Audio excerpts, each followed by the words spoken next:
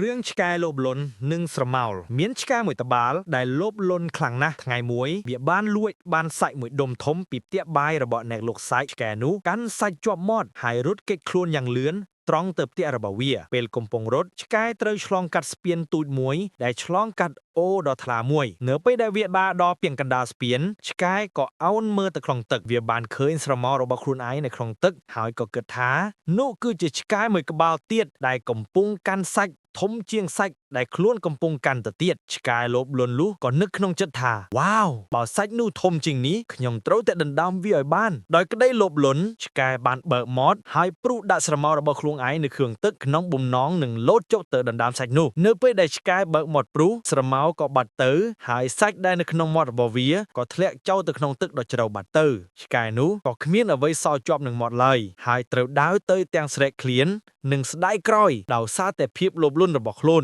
មេរៀនអប់រំភាពលោភលន់អាចបណ្ដាលឲ្យយើងបាត់បង់នូវអ្វីដែលយើងមានស្រាប់